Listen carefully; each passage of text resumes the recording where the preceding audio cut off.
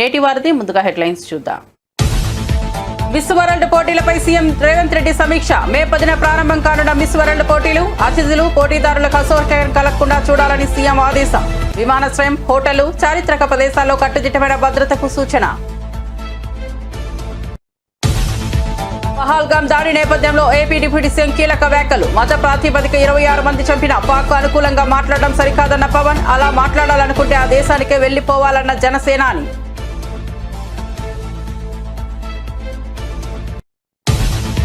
ఉగ్రదాడి నేపథ్యంలో మోదీకి రాహుల్ గాంధీ లేఖ. పార్లమెంట్ కు ప్రత్యేక సమావేశం వెంటనే ఏర్పాటు చేయాలని కోరిన రాహుల్. దాడి బాధితులకు నివాళి, భవిష్యత్ చర్చలపై చర్చకు పిలుపు. ఉగ్రవాదంపై దేశం ఐక్యత చాటాలని లేఖలో విజ్ఞప్తి. పార్టీలో ఉన్న ప్రతి ఒక్కరూ ధోనిలా తయారు కావాలన్న జగన్. వైసీపీ జిల్లా అధ్యక్షులతో పార్టీ అధినేత వైఎస్ జగన్ సమావేశం. పార్టీని క్షేత్రస్థాయిలో బలోపేతం చేయడంపై ప్రధాన చర్చ. ప్రతిపక్షంలో చురుకైన పాత్ర పోషించాలని నేతలకు పిలుపు. నాడు కేసీఆర్ తో ఆమరణ దీక్ష చేయించింది మేమే అంటూ జగ్గారెడ్డి సంచలన వ్యాఖ్యలు. కేసీఆర్ సభ విజయవంతం కావడానికి కాంగ్రెస్ కారణమన్న జగ్గారెడ్డి. కాంగ్రెస్ పాలనతోనే రాష్ట్రంలో శాంతి, స్వేచ్ఛ నెలకొన్నాయని వ్యాఖ్య.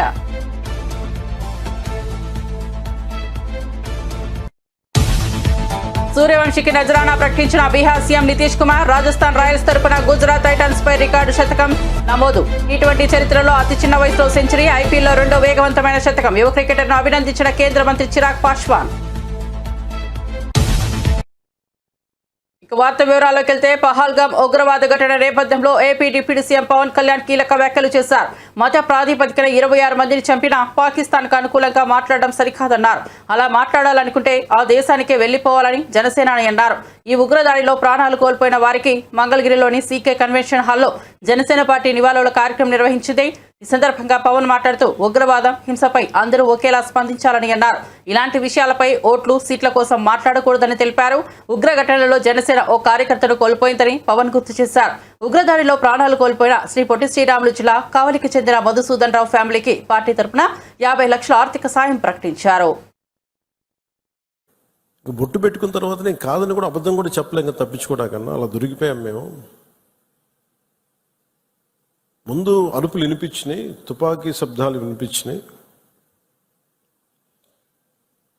కింద పడుకున్నాం. నా చేయి కూడా పట్టిన పిల్లలు కొంచెం దూరంగా ఉన్నారు.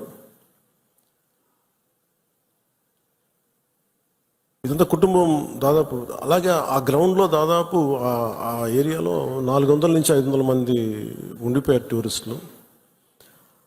మసూదన్ గారు ఆయన సతీమణి చేయనే పట్టుకొని ఏమవుతుంది, మనకి ఏమవుతుంది, నువ్వు చూడకంటే ఆ బూట్లు చప్పుళ్ళు చాలా తాయితీగా వచ్చి, అంటే ఎందుకు మాట్లాడుతున్నానంటే ఎంత కోల్డ్ బ్లడెడ్తో చంపారంటే మనం ఊహించుకోలేం. అంటే షికారుకు వచ్చినట్టుగా వచ్చి వేటాడి వెళ్ళిపోయారు మనుషుల్ని.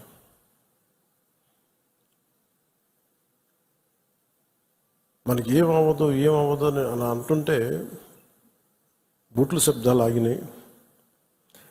ఆవిడకి తెలిసిందల్లా తుపాకీ శబ్దాలు వినిపించినాయి. కళ్ళు తెరిచి చూస్తే మొత్తం ముఖం మీద మొత్తం రక్తం ఉండిపోయింది, భర్త తాలూకు రక్తం. సెక్యులరిజం అంటే అపీస్మెంట్ కాదు, అది వైట్ వాష్లు చేయకండి తప్పులు చేస్తే. సర్ తన్సే జుదా అని చెప్పి అంటే అట్లాగే తుపాకులతో సర్ తన్సే జుదా చేశారు వాళ్ళు ఉగ్రవాదులు. తల లేదు, పట్టుకుందాం ఆకన్నా ఇలా అంటే తల లేదు అక్కడ. మీరు ఊహించుకోగలరు, అది ఈ మాట్లాడే తల లేదు. ఇంత క్రూరంగా చంపేశారు. ఎంత సహనం చూపిస్తాం? తప్పు జరిగినప్పుడు తప్పని చెప్తాం. పాకిస్తాన్కి మనకి ఏంటి తేడా? జిన్నా విడిపోయినప్పుడు మేము పాకిస్తాన్లో అందరినీ సమానంగా ఆదరిస్తామని చెప్పారు. హిందువులు ఎల్లక్కర్లేదు, ఆదరిస్తామని చెప్పారు.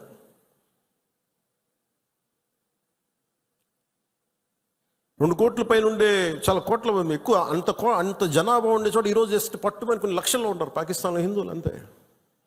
బట్ వేరస్ మన దేశంలో పాకిస్తాన్లో ఎంత జనాభా ఉందో ముస్లిం జనాభా అంత జనాభా ఇక్కడ ఉంది. That's what India is. అంటే మనం నిజంగా ఈ సోకాల్ సూడో సెక్యులర్ వాదులు చెప్పిన విధానంగానే అయితే నిజంగా అసలు ఇంతమంది ముస్లిం పాపులేషన్ ఉంటుందా? ఇంత వివక్ష చూపించే దేశం అయితే, హిందువులే నిజంగా వివక్ష చూపించే దేశమే అయితే ఇన్ని లక్షల మంది ఉండగలరా? అసలు ఇన్ని కోట్లాది మంది జనం ఉండగలరా? పాకిస్తాన్లో ఎంత ముస్లిం జనాభా ఉందో భారతదేశం అంతే ముస్లిం జనాభా ఉందో. అంత వివక్ష హిందువులకి ఎందుకు ఉంటుంది?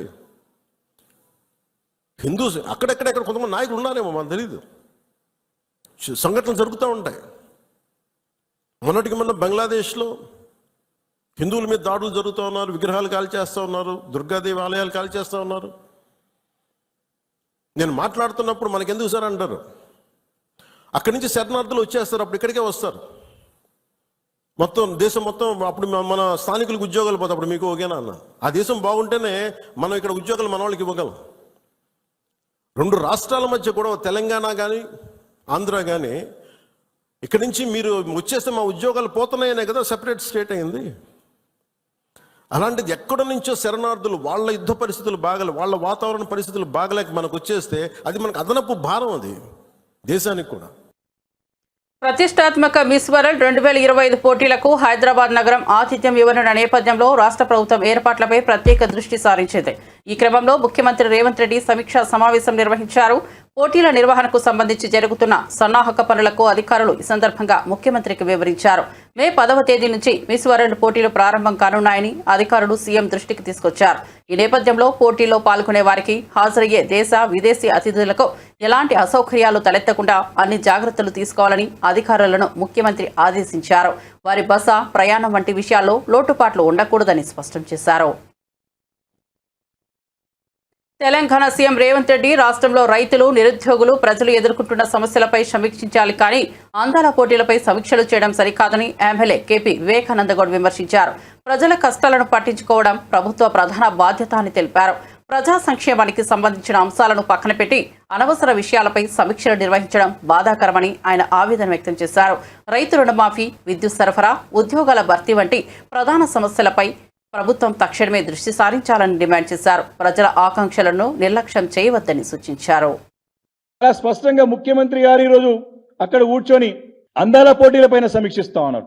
కానీ వారు చేయాల్సింది అందాల పోటీల మీద సమీక్ష ఏంటంటే, కడుపు ఎండి రైతులు రోడ్ల పడి ఆత్మహత్యలు చేసుకుంటా ఉంటే, అక్కడ విద్యార్థులు ఇబ్బంది పడుతూ ఉంటే, గురుకుల పాఠశాలలో నిరుద్యోగులు ఉద్యోగాల గురించి బాధపడతా ఉంటే, మరి ఎన్నికలు ఇచ్చిన వాగ్దానాల నుండి ప్రజలు ప్రశ్నిస్తూ ఉంటే, తాగడానికి నీరు లేక ఇక్కడ నగర ప్రజలు కానీ గ్రామీణ ప్రాంతంలో ప్రజలు బాధపడతా ఉంటే, సాగుకు నీరు అందించకుండా అందుతుందని రైతులు బాధపడతా ఉంటే, వీరందరినీ కూడా వదిలిపెట్టేసి కడుపు నిండా ఉన్నటువంటి అందాల పోటీల గురించి మరి ముఖ్యమంత్రి గారి సమీక్ష నిర్వహించడానికి సమయం ఉంది. కానీ ఈ సమస్యల గురించి సమీక్షించే టైం వారికి లేదు. ఈరోజు హైదరాబాద్ నగరంలో తాగడానికి నీళ్ళు లేవు, స్ట్రీట్ లైట్స్ వెలుగుతలేవని చెప్పేసి పదే చెప్తా ఉన్నాం. 40% వెలుగుతలేవని చెప్తా ఉన్నాం. దానిపైన సమీక్ష లేదు. రైతుల ఏ సబ్జెక్ట్ పైన సమీక్ష లేదు. కానీ వారికి ఈరోజు అందాల పోటీల గురించి మాత్రం సమీక్షించడానికి మాత్రం సమయం ఉంది. ఈరోజు ముందుకు పోతున్నారు. ఈరోజు ఎంత బాధాకరమైన విషయం అంటే, హైదరాబాద్ నగరంలో మరి ఈరోజు దాదాపు ఆఫీస్ లీజింగ్ మరి దాదాపు పడిపోయింది. ఈ జనవరి మార్చ్ మధ్యలో ఈ యొక్క ఆఫీస్ స్పేస్ లీజింగ్ దాదాపు 41% తగ్గుదలైంది. 7 నగరాల్లో పోల్చుకుంటే మన నగరం కింది స్థాయిలో పడిపోయినది. దీనికి బాధపడాల్సినటువంటి అవసరం ఉన్నది. మరి దీని హైదరాబాద్ నగరానికి పదే చెప్తున్నాం. రాష్ట్ర ఇమేజ్తో పాటు సిటీ ఇమేజ్ కూడా రోజు కూడా దిగజార్చే విధంగా ముఖ్యమంత్రి గారి అసమర్థ పాలన ఉందని చెప్పి పదే చెప్తా ఉన్నాము. ఈరోజు అక్కడ కూర్చొని అందాల పోటీల సమీక్ష కాదు. ఈరోజు హైదరాబాద్ నగరం యొక్క housing sales in Hyderabad plumped by 49%. ఈరోజు రిపోర్ట్, లేటెస్ట్ రిపోర్ట్ చాలా స్పష్టంగా వచ్చింది. దీనికి కారకులు ఎవరు? మీ అసమర్థ పాలన కాదా, మీ చేతకానితనం కాదా అని చెప్పేసి నేను ఈరోజు ముఖ్యమంత్రి గారి ప్రభుత్వాన్ని ప్రశ్నిస్తా ఉన్నాను. దీని గురించే కదా నిన్న ముఖ్యమంత్రి గారు మా సభలో మాట్లాడినారు. మొన్న మాట్లాడారు, నిన్న ఈ రిపోర్ట్ వచ్చింది. ఈ చాలా క్లియర్గా మొన్న కూడా నెల క్రితం కూడా చెన్నై, బెంగళూరు నగరంలోనేమో పెరుగుతుంది, హైదరాబాద్ నగరంలోనో ఈ ప్రాపర్టీ సేల్స్, ట్రాన్సాక్షన్స్, అమ్మడం, కొనడం తగ్గుతుంది. ఎందుకంటే వీరిపై నమ్మకం, విశ్వాసం కోల్పోయినారు. ప్రజల యొక్క విశ్వాసం నిలబెట్టుకోవడంలో ఈ ప్రభుత్వం ఘోరంగా విఫలమైంది. కాబట్టే అందుకే మన సభలో పెద్ద ఎత్తున లక్షలాది మంది అభిమానులు తరలి వచ్చి మరి యొక్క సభను విజయవంతం చేసి కేసీఆర్ గారి నాయకత్వాన్ని మళ్ళీ ప్రభుత్వ ప్రధాన కార్యదర్శిగా నియమితులైన రామకృష్ణారావు ప్రజాభవన్లో డిప్యూటీ సీఎం బట్టి విక్రమార్కను మర్యాదపూర్వకంగా కలిశారు. ఈ సందర్భంగా బట్టి విక్రమార్క రామకృష్ణారావుకు శుభాకాంక్షలు తెలియజేశారు. రాష్ట్ర అభివృద్ధి పాలనలో సమర్థత పెంచే విధంగా కలిసి పనిచేయాలని బట్టి ఆకాంక్షించారు. రాబోయే రోజుల్లో ప్రజల సంక్షేమం, ప్రభుత్వం ప్రవేశపెట్టిన పథకాలను విజయవంతంగా అమలు చేయడంలో ప్రధాన కార్యదర్శి పాత్ర కీలకమవుతుందని అభిప్రాయపడ్డారు. ప్రభుత్వ ప్రధాన కార్యదర్శి పదవిని చేపట్టిన రామకృష్ణారావు తన పూర్తి శక్తి సామర్థ్యాలతో సేవలందిస్తానని హామీ ఇచ్చారు. జమ్మూ కాశ్మీర్లోని పహల్గాంలో ఇటీవల జరిగిన ఉగ్రదాడి ఘటన తీవ్ర కలకలం రేపిన నేపథ్యంలో కాంగ్రెస్ పార్టీ కీలక నేతలు ప్రధానమంత్రి నరేంద్ర మోదీకి లేఖ రాశారు. లోక్సభలో ప్రతిపక్ష నేత రాహుల్ గాంధీ, ఏఐసీసీ అధ్యక్షుడు మల్లికార్జున ఖర్గే సంయుక్తంగా ఈ లేఖను పంపారు. పహల్గాం దాడి పరిణామాలపై చర్చించేందుకు వీలైనంత త్వరగా పార్లమెంట్ ఉభయ సభల ప్రత్యేక సమావేశాన్ని ఏర్పాటు చేయాలని వారు తమ లేఖలో ప్రధానిని కోరారు. ఉగ్రవాదానికి వ్యతిరేకంగా భారతదేశం యావత్తు ఐక్యంగా నిలుస్తుందనే బలమైన సందేశాన్ని ప్రపంచానికి అందించాల్సిన అవసరం ఉందని రాహుల్ ఖర్గే తమ లేఖలో నొక్కి చెప్పారు. పహల్గాం ఉగ్రదాడిలో అసూలు బాసిన వారికి సభ నివాళులర్పించాలని, భవిష్యత్తులో ఇలాంటి దాడులు పునరావృతం కాకుండా తీసుకోవాల్సిన కట్టుదిట్టమైన భద్రతా చర్యలపై పార్లమెంటు వేదికగా సమగ్రంగా చర్చించాలని వారు విజ్ఞప్తి చేశారు. బీఆర్ఎస్ పార్టీ అధినేత కేసీఆర్ 2009 నాటి దీక్షపై టీపీసీసీ వర్కింగ్ ప్రెసిడెంట్ జగ్గారెడ్డి సంచలన వ్యాఖ్యలు చేశారు. తెలంగాణ కోసం కేసీఆర్ ఉద్యమం చేశారని, కష్టాలు పడ్డారని అందులో ఎవరికీ అనుమానం లేదని ఆయన అన్నారు. అయితే తెలంగాణ కోసం ఆయన దీక్ష చేస్తున్న సమయంలో ఒకానొక దశలో వెనక్కు తగ్గే పరిస్థితి కనిపించిందని, ఆ సమయంలో తెలంగాణ కాంగ్రెస్ నేతలందరూ కలిసి కోదండరాం, మందకృష్ణ మాదిగ వంటి వారి ద్వారా ఆయనతో ఆమరణ నిరాహార దీక్షకు కొనసాగింపజేశామని తెలిపారు. తాను నిజమే చెబుతున్నానని ఆయన స్పష్టం చేశారు. బస్సుకు రిపేర్ రాదు, 16 నెలలు పండుకున్నాం ఏడన్నా అని అడుగుతున్నది కాంగ్రెస్ పార్టీ కేసీఆర్ గారు. అంటే ఇక అది మనం పెద్దగా అది ప్రధానికి ప్రతి చిన్నదాన్ని మనం చెప్పొద్దు, మేజర్ పాయింట్కి చెప్తా. ఇంకేదంటే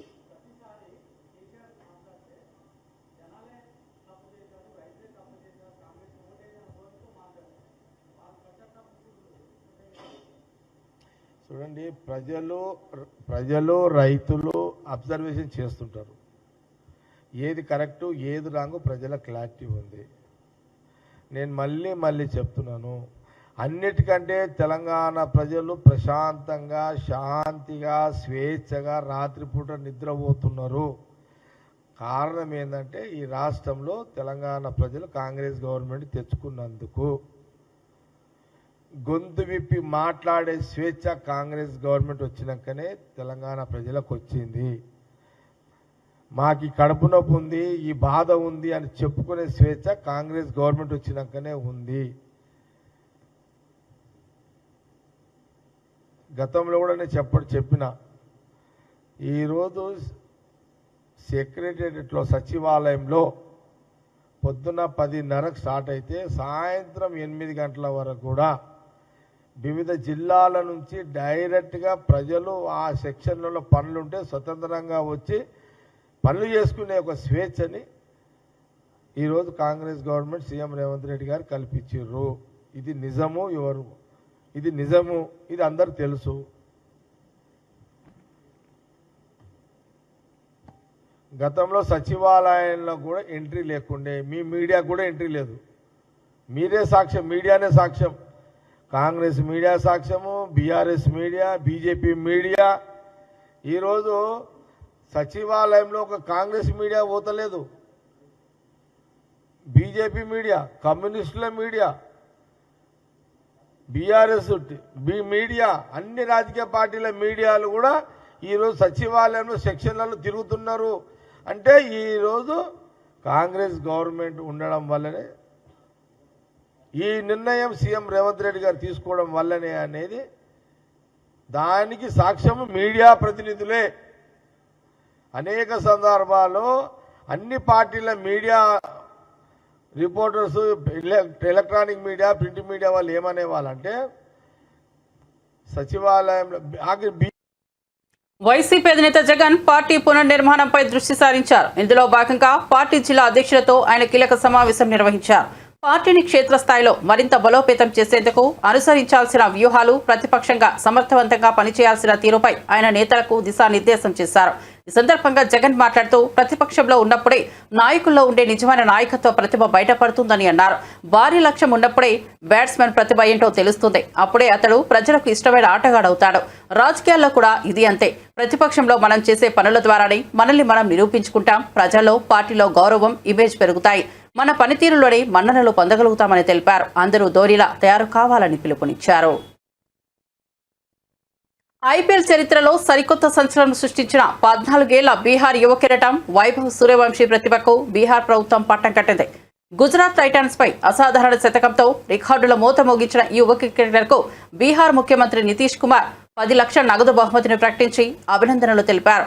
సోమవారం జైపూర్లోని సవాయ్ మాన్సింగ్ స్టేడియంలో రాజస్థాన్ రాయల్స్ తరపున బరిలోకి దిగిన వైభవ్ గుజరాత్ టైటాన్స్ బౌలర్లపై ఆకాశమే హద్దుగా చెలరేగాడు. కేవలం 14 ఏళ్ల 32 రోజుల వయసులో అద్భుతమైన సెంచరీ సాధించి టీ20 క్రికెట్ చరిత్రలోనే ఈ ఘనత సాధించిన అత్యంత పిన్న వయస్కుడిగా రికార్డు సృష్టించాడు.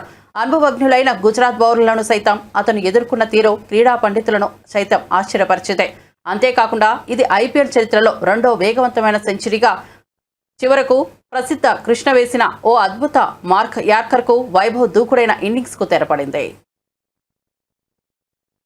గత ప్రభుత్వ హయాంలో జరిగిన కాళేశ్వరం ప్రాజెక్ట్ డిజైన్ నిర్మాణంలో సీరియస్ లోపాలు ఉన్నాయని, అందువల్లే మేడిగడ్డ బ్యారేజ్ కుంగిపోయిందని నేషనల్ డ్యామ్ సేఫ్టీ అథారిటీ స్పష్టమైన రిపోర్ట్ ఇచ్చిన తర్వాత రాజకీయ జీవితంలో ఉన్న ఎవరైనా సిగ్గుతో తలదించుకొని క్షమాపణలు చెప్పాల్సింది పోయి అసలు ఎన్డీఎస్ఏ రిపోర్టునే బీఆర్ఎస్ తప్పుపడుతోందని మంత్రి ఉత్తమ్ కుమార్ రెడ్డి ఆగ్రహం వ్యక్తం చేశారు.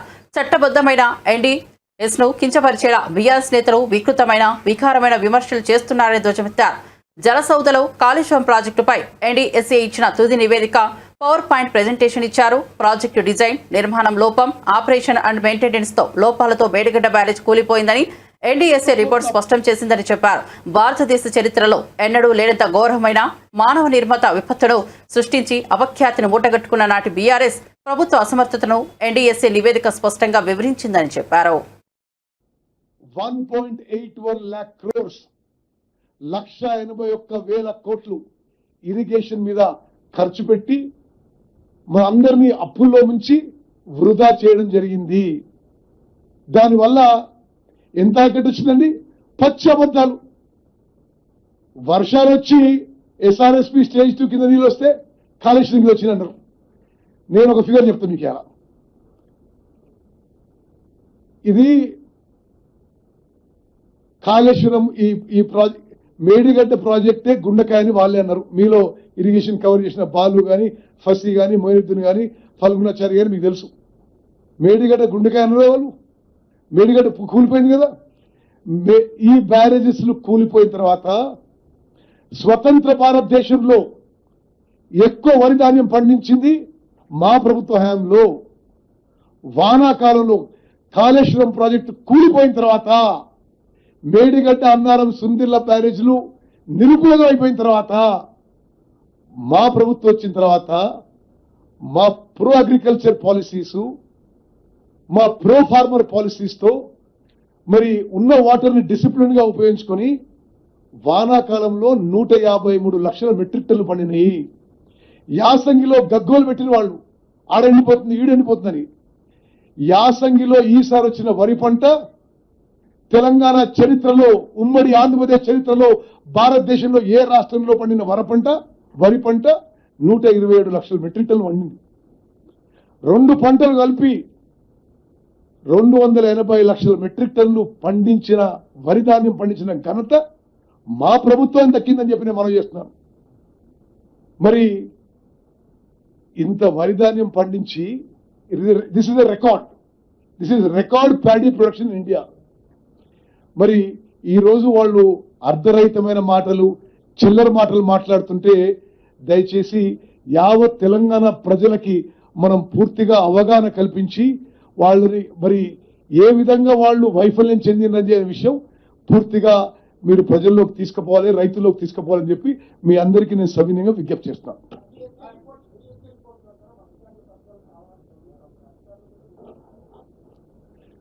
అన్ని విధాలుగా చర్యలు తీసుకుంటాం.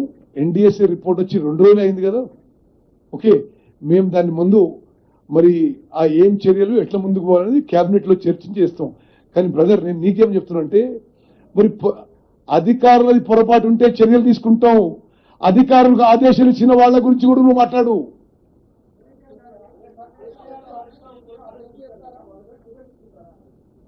చట్టపరంగా ఎవరు పొరపాటు చేస్తే తెలంగాణ మంత్రి ఉత్తమ్ కుమార్ రెడ్డిని ఎదుర్కొంటానని మాజీ మంత్రి ఎమ్మెల్యే జగదీష్ రెడ్డి బహిరంగ సవాల్ విసిరారు. ఇప్పటి వరకు ప్రభుత్వం ఎంత వడ్ల కొనుగోలు చేసింది, ఎంత బోనస్ ఇచ్చిందో ప్రజలకు లెక్క చెప్పాలని డిమాండ్ చేశారు. రైతులకు మద్దతుగా మాట్లాడుతున్నట్టు చూపించి వాస్తవాలు దాచిపెట్టడం తగదని విమర్శించారు. కాంగ్రెస్ ప్రభుత్వం ఖాళీ హామీలకే పరిమితమైందని, నిజమైన రైతు బంధువులు ఎవరన్నా దాన్ని ప్రజలు త్వరలోనే నిర్ణయిస్తారని స్పష్టం చేశారు. రైతుల ఆకాంక్షలు నెరవేర్చే విధంగా చర్యలు తీసుకోవాలని సూచించారు. రుణమాఫీ మేమంతా చెప్పింది చేసినాం, అన్ని అమలు చేసినాం. కొంచెం సిగ్గాన్ని ఉండాలి మాట్లాడడానికి. రుణమాఫీ గురించి మీరు మాట్లాడింది ఏంటి చేయాలా? మొట్టమొదటి రోజు స్టేట్ లెవెల్ బ్యాంకర్స్ కమిటీలో బట్టి విక్రమార్క పెట్టినాడు మీటింగు. 49,600 కోట్లు మీరు చెప్పింది. రాష్ట్ర రైతాంగానికి విజ్ఞప్తి చేస్తా ఉన్నా, ఒక్కసారి జాగ్రత్త వినండి.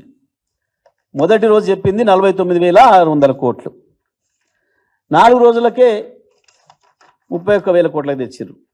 మొదటిది 49,500 కోట్లు, మళ్ళీ వారం తిరగక ముందే 31,000 తెచ్చారు. ఇదేందా అంటే కాదు రైతులే తీసుకున్నారు, కానీ అవి వేరే తీసుకున్నారు. రైతు తీసుకున్నాడు, తీసుకుంటే ఏంది? రైతు తీసుకునేది రైతు అప్పే కదా. మీరు రైతులకు రుణమాఫీ అని చెప్పారు కదా, మీ జీవోలోనే ఉంది కదా. నీ జీవోలోనే చాలా స్పష్టంగా ఇచ్చినావు. 2 లక్షల వరకు ప్రతి రైతుకు తెలంగాణలో భూమి కలిగి ఉన్న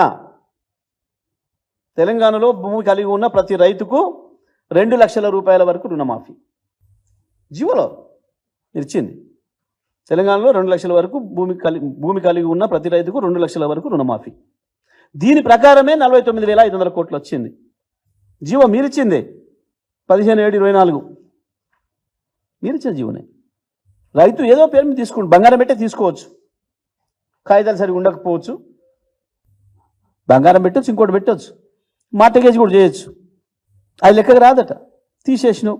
పోనీ 31,000 కోట్లు నువ్వే చెప్పినావు. 31,000 చెప్పినావు నువ్వే. క్యాబినెట్ లెక్క తెలిసిన అప్పులు 31,000 కోట్లు అని చెప్పినావు. ఓకే, ఆ తర్వాత ఏం చేసినావు? మళ్ళీ బడ్జెట్ కాడికి వచ్చేవరకే 26,000 కోట్లు చేసినావు. బడ్జెట్లో 26,000 కోట్ల కేటాయింపు. ఓకే, నీ లెక్కే. ఇవాళ ఏం మాట్లాడుతున్నావు? 3 విడుదలలో నువ్వు విడుదల చేసినా అని చెప్పిన డబ్బు 17,933 కోట్లు నువ్వు చెప్పింది. కానీ ఇవాళ ఏం మాట్లాడుతున్నారు? 21,000 కోట్లు అప్పుడే మాఫీ చేసినాం. చివరికి ఏం చెప్పాను మొన్న? మొత్తం రుణమాఫీ అయిపోయింది. ఎవడు చూసినా మొత్తం రుణమాఫీ అయిపోయిందని మాట్లాడుతున్నాడు. సిగ్గు మీకుండాలి. సిగ్గు తప్పిన మాటలు మాట్లాడుతుంది మీరు, లజ్జ తప్పిన మాటలు మాట్లాడుతుంది మీరు. ఇన్ని అబద్ధాలు, ఇన్ని మాట మార్చిన ఏదో ఎవడు లేడు ప్రపంచంలో. భారత్ బచావో సంస్థ ప్రతినిధులు గాదె ఇన్నయ్య, డాక్టర్ ఎంఎఫ్ గోపీనాథ్, జంజర్ల రమేష్ బాబు సోమవారం ప్రజాభవన్లో మంత్రి సీతక్కను మర్యాదపూర్వకంగా కలిసి మాట్లాడారు. ఈ సందర్భంగా ఆపరేషన్ కాగాను వెంటనే నిలిపివేయాలని మంత్రి సీతక్కకు విజ్ఞప్తి చేశారు. ఈ కార్యక్రమం కారణంగా సమాజంలో ఏర్పడుతున్న అనుకూలత ప్రతికూలతలను వివరించారు. ప్రజాహితాన్ని దృష్టిలో ఉంచుకొని ఆపరేషన్ నిలిపివేయాలన్న డిమాండ్ను ఉంచారు. మంత్రి సీతక్క వినతిని సహానుభూతితో విన్న ఈ అంశంపై సంబంధిత అధికారులతో చర్చించి సానుకూల నిర్ణయం తీసుకోవడానికి తన వంతు ప్రయత్నం చేస్తారని మంత్రి హామీ ఇచ్చారు. మాజీ ముఖ్యమంత్రి కేసీఆర్ పిల్లలు అసెంబ్లీకి వస్తే పాలపీక డైపర్లు అందిస్తామని Telangana food corporation chairman Faheem ఎద్దేవా చేశారు. బీఆర్ఎస్ రజతోత్సవ సభలో కేసీఆర్ మాట్లాడుతూ కాంగ్రెస్ నేతలు తనను అసెంబ్లీకి రావాలని అడుగుతున్నారని, మా పిల్లలకే సమాధానం చెప్పలేకపోతున్నారు, నేనెందుకు అని వ్యాఖ్యానించారు. దీనిపై కాంగ్రెస్ నేత ఫహీం స్పందిస్తూ బీఆర్ఎస్ నేతలకు కౌంటర్ ఇచ్చారు. ఈ సందర్భంగా ఆయన గాంధీభవన్లో ఏర్పాటు చేసిన మీడియా సమావేశంలో మాట్లాడుతూ అసెంబ్లీకి నేను రావాలా, నా పిల్లలను పంపిస్తా అని కేసీఆర్ మాట్లాడుతున్నారని, గత 2-3 అసెంబ్లీ సెషన్లో మాట్లాడడానికి సీఎం రేవంత్ రెడ్డి నిలబడితేనే మీ పిల్లలకు తడిచిపోయిందని ఘాటు వ్యాఖ్యలు చేశారు. స్పష్టంగా కనిపించింది కేసీఆర్ మాటల్లో. ఎందుకంటే కేసీఆర్ గారు వాళ్ళ ప్రభుత్వం బీఆర్ఎస్ పార్టీ 10 ఏళ్ళు ప్రభుత్వంలో ఉంటే 14లో ఇచ్చిన ఎన్నికల మేనిఫెస్టో 18లో ఇచ్చిన ఎన్నికల మేనిఫెస్టో చూస్తే ఆయన ఏం చేసిండో గత 10 సంవత్సరాల్లో చెప్పకుండా కాంగ్రెస్ పార్టీ 15 నెలల్లో ఏం చేస్తుందో చేస్తలేదో చెప్పుకుంటూ వచ్చారు. కానీ ఈరోజు ప్రజలు ఆమోదం ఇచ్చిన ప్రజాప్రభుత్వం రేవంత్ రెడ్డి గారు ఈరోజు ప్రజల పక్షాన నుంచొని ప్రతిపక్షంలో పోరాటం చేసి కేసులు ఎన్ని వేసినా ఆయనను ఎన్ని ఇబ్బందులు పెట్టినా తట్టుకొని ఈరోజు ప్రజలు ఆమోదిస్తే ఈరోజు కాంగ్రెస్ పార్టీ అధికారంలో వచ్చింది. మేము వచ్చిన తర్వాత అనేక పథకాలు 6 గ్యారంటీలో మీరు చూశారు. ఫ్రీ బస్ ఒకటి ఇచ్చాము, 200 యూనిట్లు కరెంట్ ఒకటి ఇచ్చాము, మళ్ళీ సన్న బియ్యం ఇచ్చాము. అదేవిధంగా అనేక అభివృద్ధి కార్యక్రమాలు దాదాపు 27 అభివృద్ధి కార్యక్రమాలు మేము 15 నెలల్లో చేస్తున్నామని కూడా ఒక శ్వేతాపత్రం పాంప్లెట్ వేసి కూడా మేము ప్రజలందరికీ కూడా మేము ఒక కార్యక్రమాలు పెట్టుకొని వెళ్తూ చూపిస్తున్నాం. ఇదన్నీ చూస్తున్నాం. 27 అభివృద్ధి కార్యక్రమాలు ఈరోజు ఈ ప్రభుత్వం వచ్చిన తర్వాత ప్రజలకు చేస్తున్నామని కూడా మేము చెప్తున్నాం. ముఖ్యంగా కేసీఆర్ గారు అంటున్నారు కాంగ్రెస్ ప్రభుత్వం 15 నెలల నుంచి ఏం చేయలేదని. మీరు 2014 ఇచ్చిన హామీలు ఏమైనాయి? కేజీ టు పీజీ ఉచిత విద్య ఏమైంది? 3 ఎకరాల దళితులకు భూమి అన్నారు, ఏమైంది? దళిత ముఖ్యమంత్రి ఏమైంది? మళ్ళీ పాఠశాలలకు ప్రహారీ గోడలు అన్నారు, విశాలమైన పాఠశాలల ఏర్పాట్లు అన్నారు, ఇవన్నీ ఏమైనాయి? రైతులకు 1,00,000 వరకు రుణమాఫీ అందరికీ చేస్తామన్నారు, అందరికీ చేసిరా? చేయలేదు. ఆర్ఎంపీ పిఎంపీ డాక్టర్లకు సర్టిఫికెట్లు ఇస్తా అన్నారు, ట్రైనింగ్ సర్టిఫికెట్స్ ఇవ్వలేదు. ఎస్సీలకు 12% రిజర్వేషన్లు అన్నారు. కేసీఆర్ గారు మొన్న ప్రసంగంలో ఏం చెప్పారంటే అసెంబ్లీకి నేను రావాలా, నా పిల్లల్ని పంపిస్తా అన్నారు. కరెక్టే, మీ పిల్లల్ని పంపించండి. ఈసారి సెషన్లో 2-3 సెషన్లలో మీరు చూసిరు, మా ముఖ్యమంత్రి గారు లేచి ఏదైతే ప్రజలకు అభివృద్ధి కార్యక్రమాలు ప్రభుత్వం చేస్తున్న కార్యక్రమాలు చెప్పుకుంటేనే మా ముఖ్యమంత్రి లేస్తేనే మీ పిల్లలకు తడుస్తుంది. అందుకే ఈసారి అసెంబ్లీ సెషన్ ఎప్పుడు ఉంటుందో మీ పిల్లలు కేటీఆర్ హరీష్ రావు అయినా ఇంకెవరన్నా ఉంటే లిస్ట్ ఇస్తే వాళ్ళ అసెంబ్లీ సెషన్కి వస్తుంటే ఫుడ్ కార్పొరేషన్ చైర్మన్గా నేను వాళ్లకు బూస్ట్, హార్లిక్స్, కేటీఆర్ గురించి ప్రత్యేకంగా ఒక పాలపీక, మళ్ళీ ఒక Cerelac, Tillu baby, KTR Tillu baby గురించి డైపర్లు కూడా ఇస్తానని కూడా తెలుస్తున్నాను. మీరు ఈ అసెంబ్లీ సెషన్లో కేసీఆర్ చెప్పినట్టు మా పిల్లలంటే కేటీఆర్ హరీష్ రావు అయినా ఇంకెవరన్నా పిల్లలు ఉంటే వాళ్ళ లిస్ట్ మాకు ఇస్తే ఈ అసెంబ్లీ సెషన్లో ఇవన్నీ కూడా అందరికీ వాళ్ళ ఎమ్మెల్యేలు ఎవరెవరు ఉన్నారో లిస్ట్ ఇస్తే వాళ్ళందరికీ కూడా ఇవన్నీ అందరికీ ఇస్తాము. కేసీఆర్ అన్నట్టు వాళ్ళ పిల్లలు ఎవరు, కేటీఆర్ హరీష్ రావా లే అందరు ఎమ్మెల్యేలా అని స్పష్టంగా కేసీఆర్ ఈరోజు మాకు చెప్తే లిస్ట్ ఇస్తే వాళ్ళందరికీ నెక్స్ట్ అసెంబ్లీ సెషన్లో ఇవన్నీ కూడా ఇస్తాం. డైపర్లు. రాష్ట్ర శాసనసభ ప్రాంగణంలో రాజ్యసభ అభ్యర్థిగా కూటమికి చెందిన శ్రీ వెంకట సత్యనారాయణ పాక రిటర్నింగ్ అధికారి శ్రీమతి వనితారానికి నామినేషన్ పత్రాలు అందజేస్తున్న దృశ్యాలు. నామినేషన్ పత్రాల దాఖల కార్యక్రమంలో కేంద్ర పరిశ్రమల శాఖ సహాయ మంత్రి భూపతిరాజు శ్రీనివాస్ వర్మ, రాష్ట్ర వైద్య ఆరోగ్య శాఖ మంత్రి శ్రీ సత్యకుమార్ యాదవ్, ఎమ్మెల్సీ శ్రీ సోము వీర్రాజు, శాసనసభ్యులు శ్రీ ధర్మరాజు తదితరులు ఈ కార్యక్రమంలో పాల్గొన్నారు. మరిన్ని అప్డేట్స్ కోసం చూస్తూనే ఉండండి నేటి వారధి.